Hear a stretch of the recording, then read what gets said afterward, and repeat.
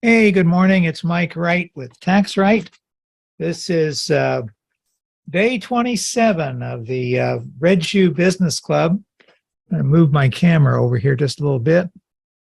As you can see, I'm speaking from my desk today rather than at the board because, well, there's a variety of reasons. But part of them are I just finished another meeting with someone and I wasn't able to get set up quite as easily that way. But I'm glad you're with me, and I hope you'll find this useful today. We're going to talk about, continue our travel discussion, and then we're going to wrap up with a little discussion of talking about documentation. Excuse me. There, I hope that's better. Had a frog in my throat. I apologize for that. I'm going to try something today that I haven't done since they changed it. I'm going to try to use the whiteboard feature on Zoom so that I can send that along and share that as we have our conversation today. So remember yesterday we talked about travel, and we talked about the fact that most common travel for most business people has to do with travel by auto. And so we discussed the standard mileage allowance. We discussed real expense or actual expense deductions. Then we talked a little bit about travel.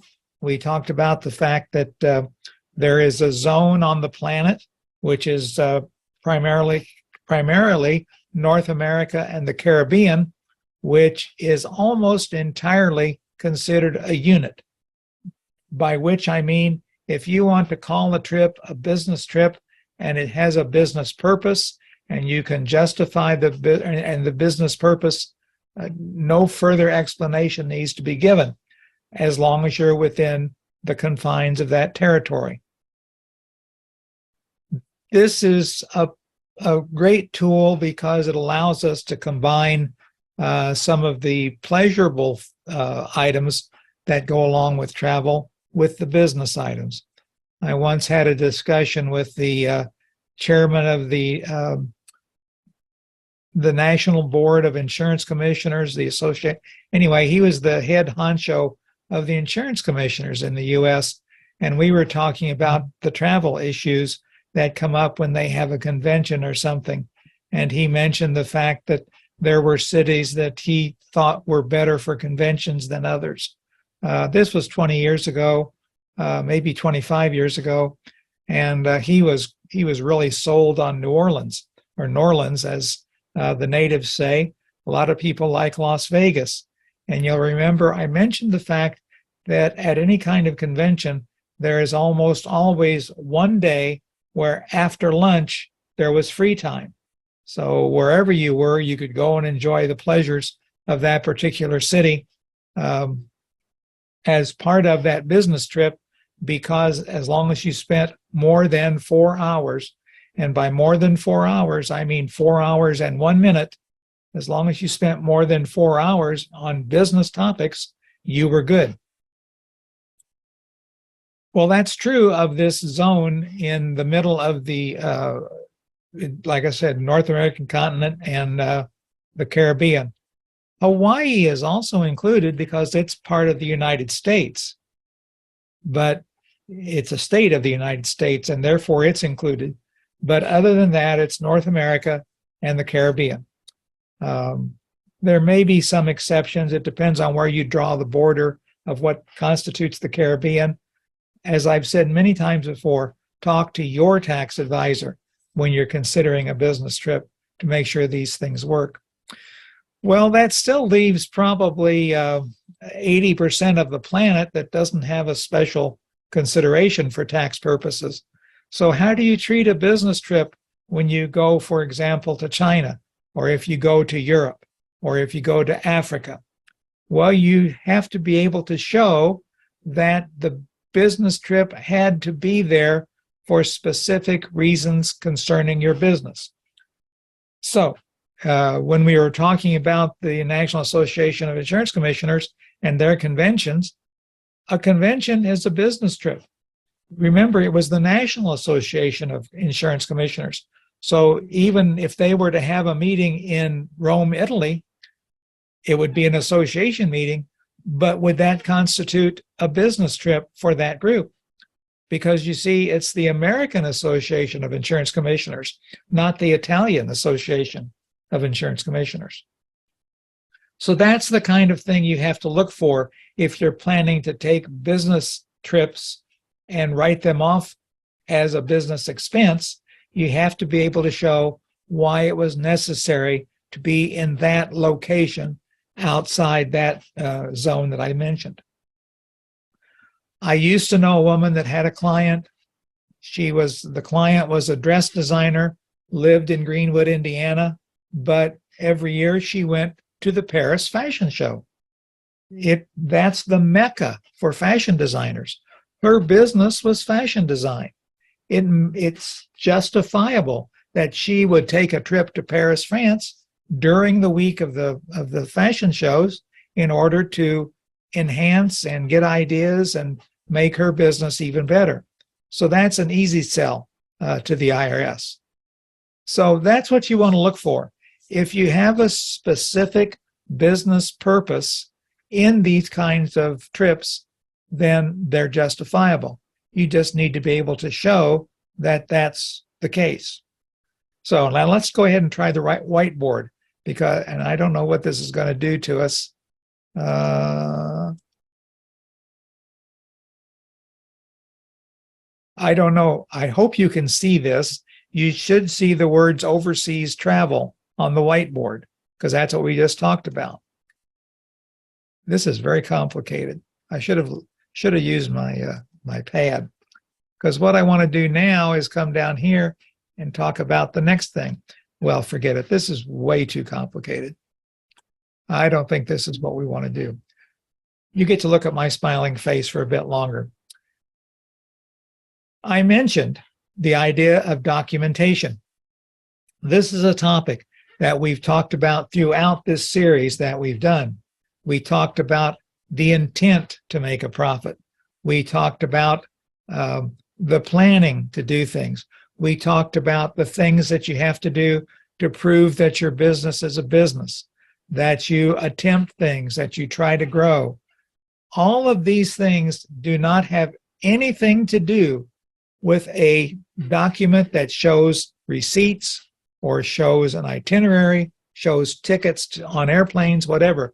This has to do with what the thought processes are that go on in your business. This is documentation.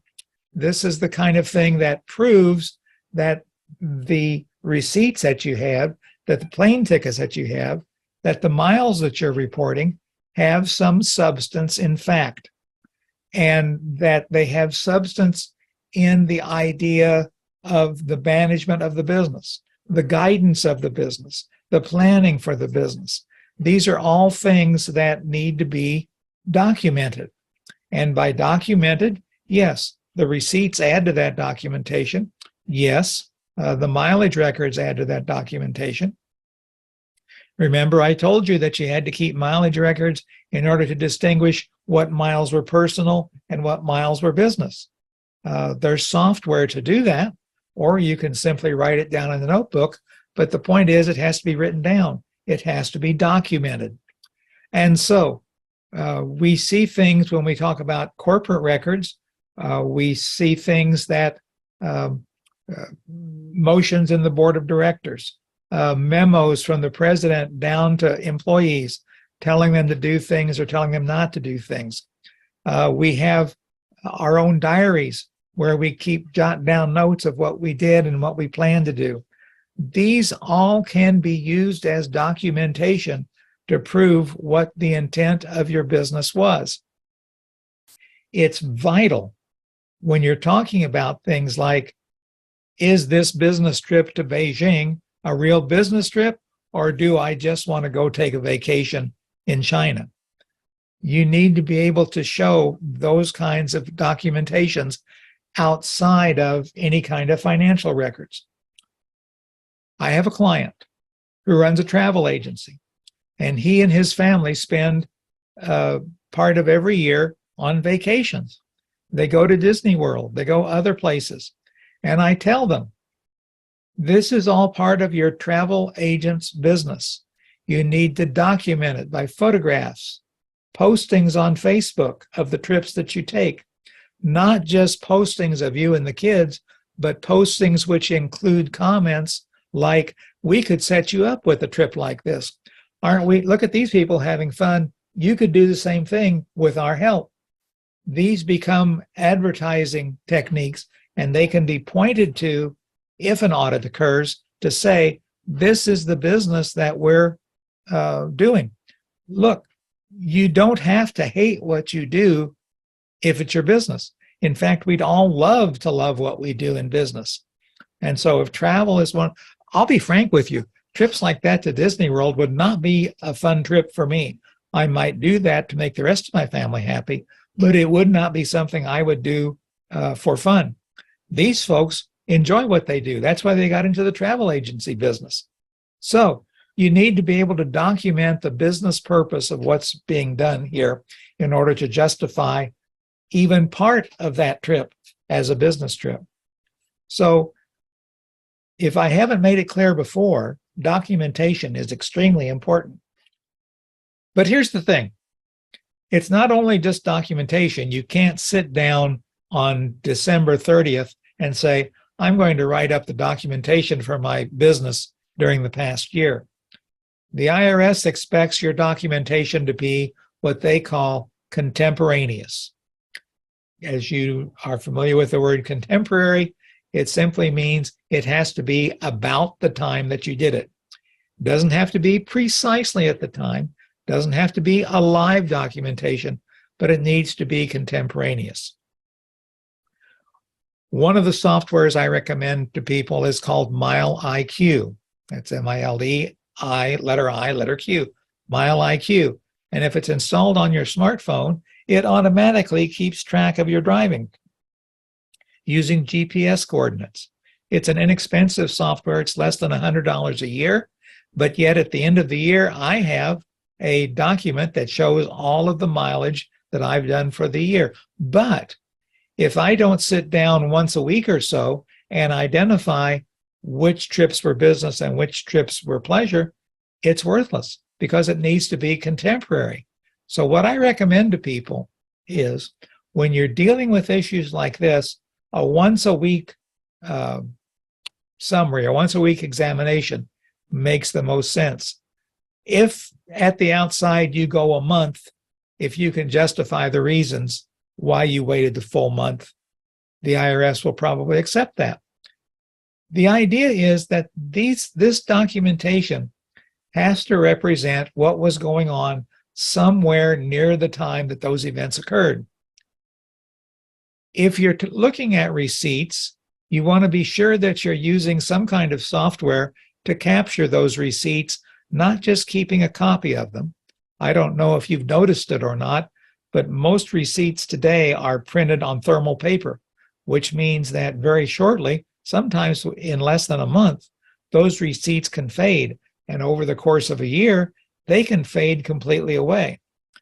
I've seen IRS examiners look at receipts, and if they can't read it, I've literally seen them wad them up and throw them away. They're useless. So you need to have some way to keep a copy of that receipt in a permanent storage. Fortunately, most of the online bookkeeping softwares today allow you to take photographs of your receipts, and they get integrated directly into the software. But there are other ways to do it if you don't want to subscribe to the software, but you do need to do it. You do need to keep pictures of your receipts. You do need to keep a photocopy of the receipt, if nothing else, because a modern photocopy will last longer than a thermally printed receipt. You need to be able to have something that's contemporaneous, but you also need to have something that's permanent, that can be used to back that up. One of our former presidents was fond of the phrase, trust but verify.